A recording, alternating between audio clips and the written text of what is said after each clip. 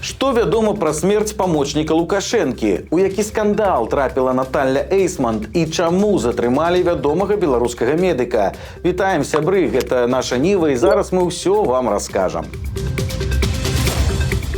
Загадкавая смерць памочніка Лукашэнкі. Сёння стала вядома, што 13 мая раптоўна сканаў Уладзімір Калач, высокі чыноўнік з багатым досведам працы ў спецслужбах. Калач зрабіў добрую кар'еру ў камітэце дзяржаўнай бяспекі. Амаль 8 гадоў ён быў начальнікам управлення КДБ па Мінску і Мінскай вобласці. Нават атрымаў званне генерал-майора. Затым пайшоў на павышэнне і 3 гады быў намеснікам старшыні КДБ. У 2021 годзе Лукашенко перавёў Калача ў чыноўнікі і прызначыў таго сваім памочнікам па Мінскай вобласці. Цяпер вось такі раптоўны фінал. Прычыны смерці чыноўніка пакуль невядомыя. Уладзіміру Калачу было ўсяго толькі 54 гады.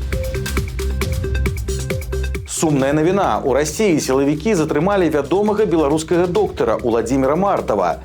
На радзіме ў Беларусі яму пагражае турма. Мартаў – урач-рэаніматолаг з Віцебска. Ён адзін з першых беларускіх медыкаў, хто адкрыта распавядаў пра ковід, праблемы ў беларускіх бальніцах і сістэму аховы здароўя.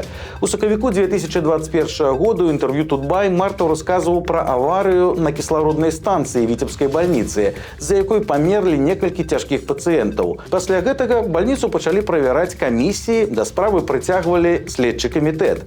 Аднак вінаватых у інцыдэнце не знайшлося, а праблемы ў выніку пачаліся ў самога Мартава. Яго звольнілі з працы, не працягнуўшы кантракт. Розгалас пра інцыдэнт у Віцебскай бальніцы і словы доктара дайшлі нават до Лукашэнкі. Проблем с кислородом у нас нету.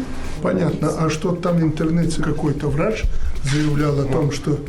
ПСМП Витебский. Да что там за проблема? Что там за проблема? Не хватает кислорода. Слушай, это было... Я не думаю, так, чтобы не хватало там кислорода. Хватает, там на пике было кислорода. небольшие перебои, мы там комиссию высылали. Ну, человек... Ну, если это очередная политика, так надо на место ставить. Нам не до политики сейчас. И пресекать подобные вещи. Если там действительно есть проблемы, ну, так ее надо решать. Праўда, амаль год Мартава не чапалі. Застаўшыся без працы, ён жыў на сваім лецішчы пад Лепелем, дзе пісаў мемуары пра сваё жыццё і працу падчас ковіду. Медык казаў, што прынцыпова не хоча з'язджаць з Беларусі. Пры гэтым ён працягваў даваць шчырыя і смелыя інтэрв'ю, у якіх не баяўся крытыкаваць сістэму аховы здароўя. У лютым 22 года па яго прыйшлі сілавікі. Фармальнай прычынай стаў бела-чырвона-белы сцяжок у соцсетках доктара. Усё скончылася судом і 7 суткамі арышту. Пасля гэтага Мартаў усё ж з'ехаў з Беларусі. Ён праехаўся па шэрагу краінаў і ў выніку нечакана асеў у Расіі. Гэта і стала ракавой памылкай. Днямі Мартава затрымалі ў гарадку Мурына пад Петербургам. Паведамляецца, што беларускія сілавікі абвінавацілі медыка ў арганізацыі экстрэмісцкага фармавання і абвесцілі яго ў міжнародны вышук. Калі гэта праўда, то далейшы лёс Уладзіміра Мартава будзе сумным. Яго чакае экстрадыцыю ў Беларусь, паказальны суд на радзіме і ад 3 до 7 гадоў калоніі. Прэс-сакратарка Лукашэнкі трапіла ў скандал. Наталья Эйсмонт для нядаўняга сюжэта БТ паказала, якую прэсу чытае Лукашенка. У пераліку выданняў і флагманы беларускай прапаганды тыпу СБ і Мінскай праўды, і расійскія газеты «Камсамольская праўда» і «Ведамасці». Але ж галоўную увагу ў гэтым сюжэце прыцягнуў гадзіннік Эйсмонт, вельмі падобны на Rolex коштам у $20 000. Як бы падобны і падобны. Дакладна разгледзець той гадзіннік усё ж цяжка. Але ж цяпер праўладныя памыйныя тэлеграм-каналы кінуліся апраўдваць Эйсмонт і выпадкова толькі падлілі алею ў агонь.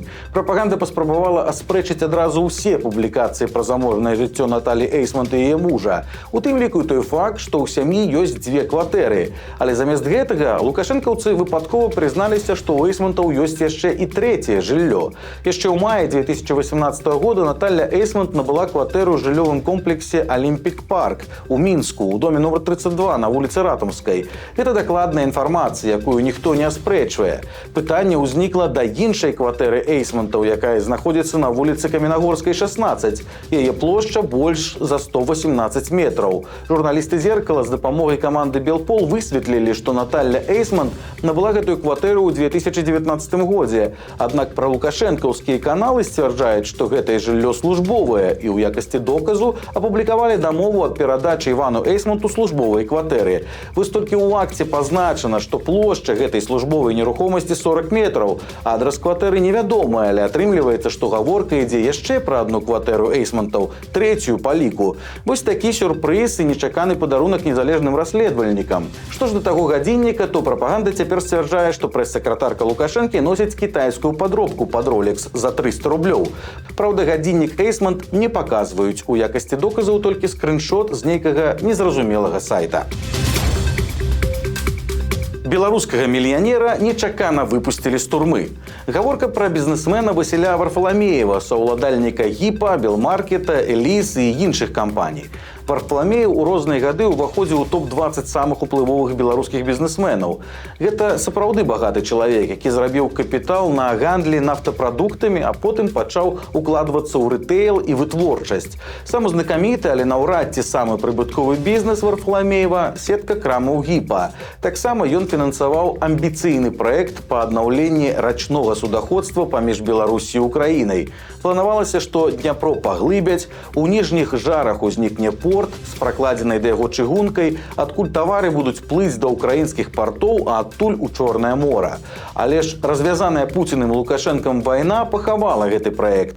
Сур'ёзныя праблемы ў самога Варфаламеева пачаліся ў 2023 годзе. Тады Александр Лукашенко гучна абураўся заробкам топ-менеджера сеткі крамаў Гіпа, зарплата якога складала каля $100 000. Где в 30-40 раз великие деятели, руководители получают зарплату выше, чем обычный продавец и другие.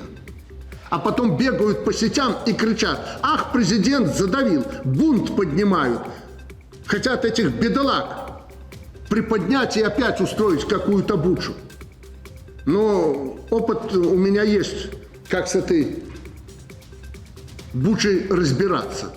И будут разборки жесточайшие. Сумная беларуская прыкмета «Лукашенко цябе заўважыў, чакай бяды» спрацавала і ў гэты раз. Улады і сілавікі зацікавіліся крамамі Гіпа, і фінал быў чаканым. Праз год пасля раз'юшанай прамовы Лукашэнкі у гэтым лютым Варфаламеева арыштавалі і змясцілі ў СІЗА. Канкрэтныя прэтэнзіі да яго былі невядомыя. Прапаганда таксама праігнаравала гучнае затрыманне. Значыць, што каманды зверху пачынаць цкаванне мільянера не было.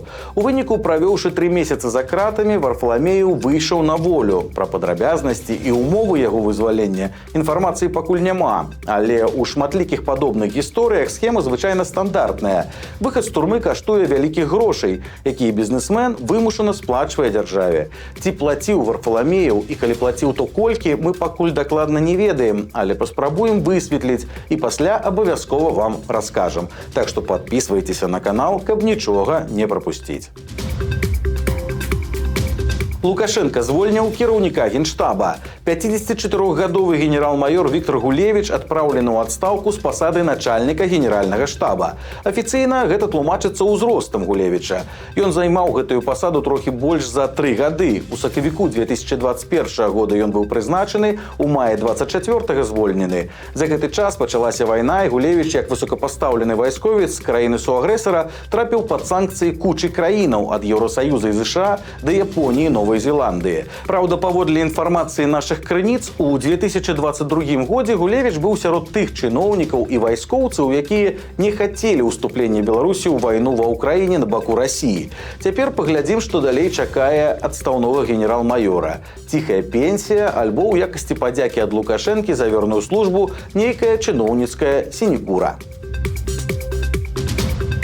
На мяцежнае гродзенскае прадпрыемства адправілі кіраваць былога КДБшніка. У жніўні 2020 года Гродна-Жылбуд выявіўся адным з самых дэмакратычна настроеных прадпрыемстваў рэгіёна. Супрацоўнікі выходзілі на прыступкі і выказваліся супраць гвалту. У выніку работнікі прадпрыемства спазналі рэпрэсіі. Паляванне на нязгодных працягваецца нават сёння, праз 4 гады пасля ўсіх падзеяў. А каб такая фронта больш не паўтарылася, на Гродна-Жылбуд паставілі намеснікам дырэктара былога афіцэра КДБ Александра Смародскага.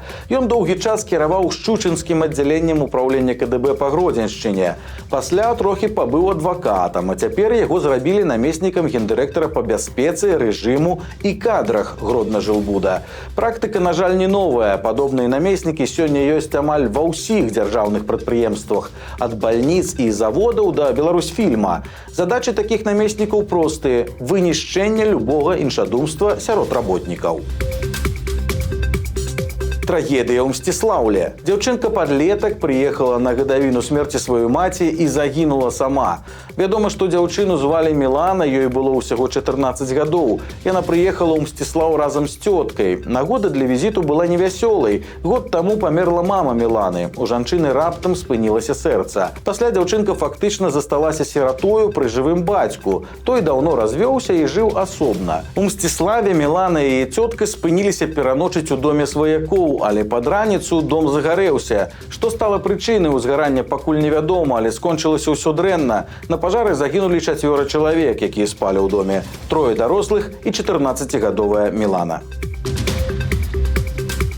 У Лідзе 11-гадовая дзяўчынка прыйшла пакатацца на атракцыёне. Скончылася ўсё бядой.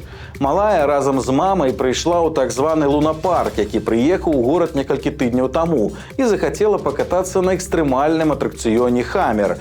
Праз некалькі секунд пасля запуску абсталявання дзяўчына звалілася з вышыні. Яна атрымала настолькі сур'ёзныя траўмы, што некаторых дактароў нават давялося выклікаць з іншых гарадоў.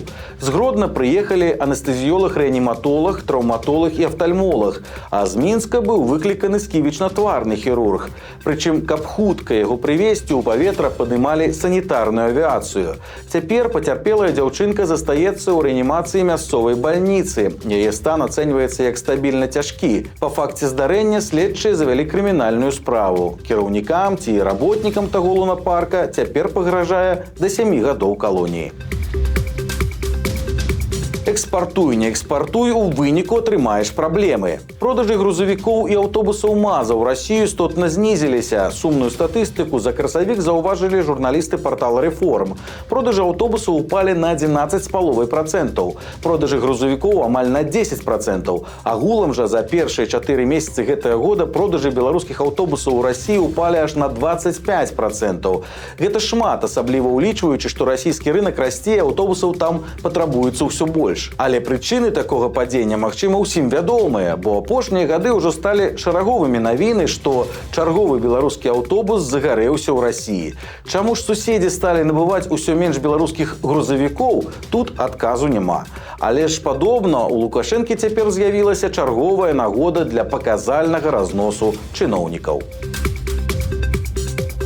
А на беларускім Палессі групу турыстаў напалохала невядомая істота. Спачатку яны пачулі нейкае ці то выццё, ці то стогн, а пасля ўбачылі таямнічую жывёлу сярод дрэваў. Хто гэта быў, турысты так і не зразумелі. Паглядзіце відэа, можа вы здагадаецеся.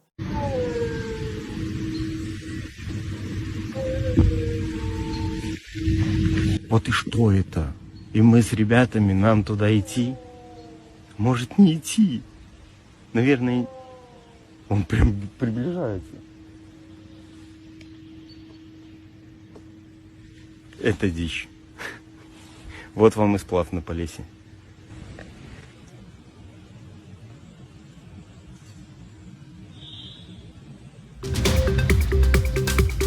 Вось такія навіны. Падпісвайцеся, стаўце свае лайкі альбо дызлайкі і выказвайце заўвагі ў каментарах. І, канешне, чытайце нашу Ніву, глядзіце нашу Ніву і любіце Беларусь. Сустрэнемся заўтра.